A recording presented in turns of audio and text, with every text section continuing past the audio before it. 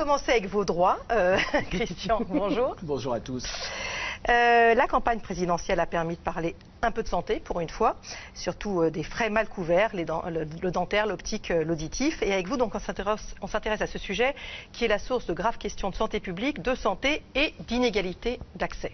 Oui, on va les voir dans l'ordre. Les questions de santé publique d'abord, parce que le déficit auditif, ça concerne beaucoup de personnes. J'ai retrouvé une enquête pas très vieille qui s'appelle Eurotrac en 2015 qui montre que 9,3% de la population est concernée par un déficit auditif. Alors ça fait 6 millions de personnes en tout en France. Alors toutes n'ont pas besoin d'être appareillées, mais 3 millions d'entre elles ont besoin d'être appareillées et aujourd'hui il y en a seulement 2 millions. Donc vous voyez tout l'espace qui nous reste à conquérir et c'est un problème de santé publique particulièrement pour les personnes âgées puisque le déficit auditif multiplie par 3 le risque de chute, par exemple. C'est aussi un facteur de désinsertion sociale, parce que quand on ne peut plus échanger, on s'isole. Ouais. Et puis, c'est aussi un facteur supplémentaire d'entrée dans la dépendance. Donc, c'est d'abord une problématique de santé publique colossale. D'autant plus que mal entendre peut prédisposer à d'autres maladies. Voilà, ça prédispose à la maladie d'Alzheimer, par exemple, mais aussi à la dépression. Une enquête américaine a montré, par exemple, que chez les individus pris dans leur globalité, qui vont bien, il y en a 5% d'épisodes dépressifs. Et pour ceux qui sont malentendants, le chiffre est quasiment doublé, 11,4 des personnes malentendantes. Donc le retentissement sanitaire de la perte d'audition est aussi un sujet assez considérable.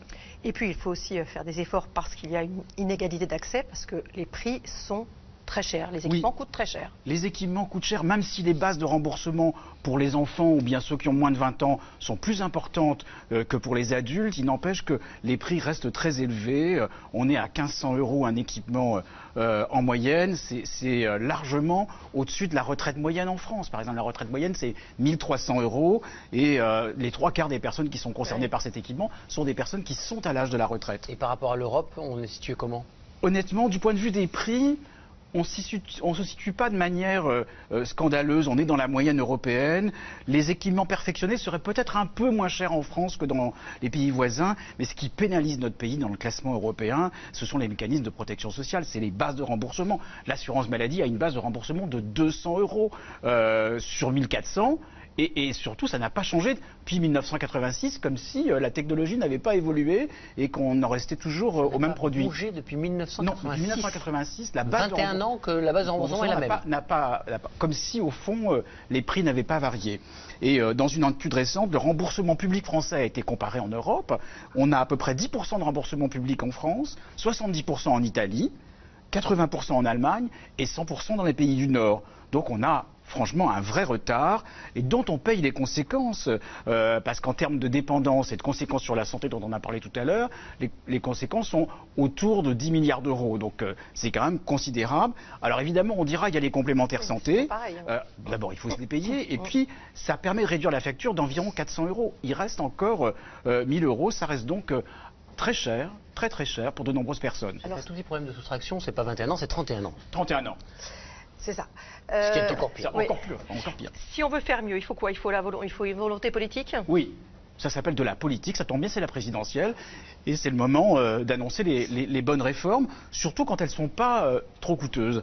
Et si on voulait simplement se situer au niveau du Danemark, dans le pays dans lequel 96% des gens qui ont besoin d'être équipés le sont, il faudrait résoudre ce gap d'1 million de personnes en France.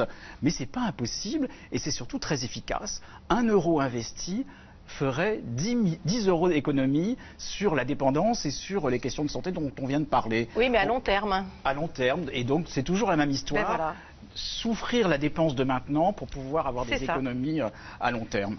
Et alors, on voit apparaître en pharmacie des aides auditives. Est-ce que ça, c'est une bonne idée ? En tout cas, il faut se souvenir que l'appareillage de l'oreille, c'est d'abord une question médicale. Et ça commence chez l'ORL par un certificat de non-contre-indication d'un appareillage. Donc c'est l'appareillage auditif, c'est un acte de soin. Il doit être accompli par des audioprothésistes si on veut avoir une efficacité. Parce qu'il n'y a pas de l'appareillage, il y a aussi tout le suivi qui se fait ensuite pendant les 4 ou 5 années de la garantie d'appareillage. Et ça, c'est un travail qui est un travail technique, qui est un travail de soin qui doit être fait par un spécialiste. Il ne s'agit pas simplement de vendre les aides auditives ou de faire des équipements.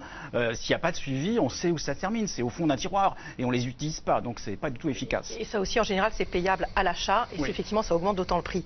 Alors, il y en a qui proposent d'augmenter la concurrence entre les audioprothésistes et on voit d'ailleurs des opticiens qui proposent aussi maintenant leurs services dans ce domaine. Faut voir comment ça va finir. Si ça se termine par chin-chin, vous avez équipé 3 oreilles à la place de 2, je ne suis pas sûr que ça soit un succès du point de vue de la santé publique ou des finances. Je sais rien. Non, pas si bien sûr. Le scénario de l'augmentation de la concurrence, il est bien connu. On dit mais c'est pas grave, il suffit d'augmenter la concurrence, ça fera baisser les prix. Enfin, on peut regarder par exemple dans l'optique.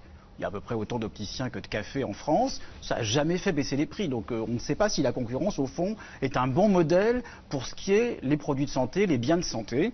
Et puis il y a les petites astuces, certains qui voudraient faire ce qu'on appelle le découplage, séparer la vente de l'appareil et facturer le suivi séparément, alors qu'à peu près 80% de la population, 80% des Français, estiment qu'il vaut mieux avoir un paiement forfaitaire et que c'est plus simple pour eux. Donc s'il y a quelque chose à faire, c'est probablement pas dans l'augmentation de la concurrence, qu'il y a un modèle qui n'a jamais été validé en santé, mais plutôt s'inspirer du modèle danois ou norvégien. Il faut peut-être que nos candidats se mettent à fréquenter ces langues. Bien sûr. C'est un gros boulot. Voilà. Oui, mais rien à côté de ce qui nous attend. Mais il s'agit de vous, je crois. Le coup d'œil est pour vous. Merci. La pression monte.